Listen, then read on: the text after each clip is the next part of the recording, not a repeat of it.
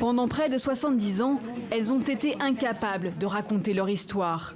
Léa, Monique, Simone, Noël et Marie-Josée, 5 femmes réunies aujourd'hui pour réclamer justice.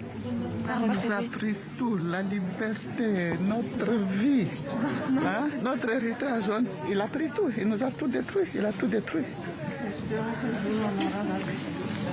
J'espère qu'il y aura la justice.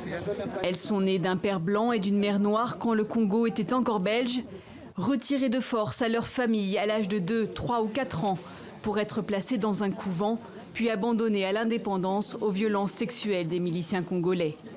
Certaines n'ont jamais retrouvé leur famille. J'aimerais bien retrouver quand même mon identité et savoir d'où on vient et où on va.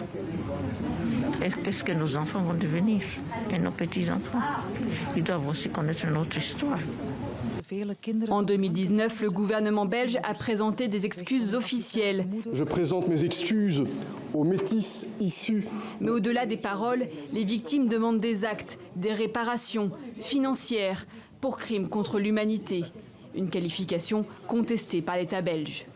Ça pourrait être aussi une loi de réparation qui prendrait en compte tous les métis qui ont été victimes de la colonisation, mais c'est surtout à notre niveau une réparation effectivement en argent.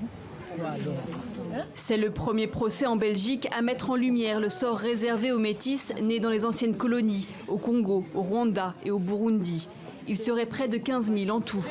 Cette affaire fera donc jurisprudence. Le verdict est attendu au mois de novembre.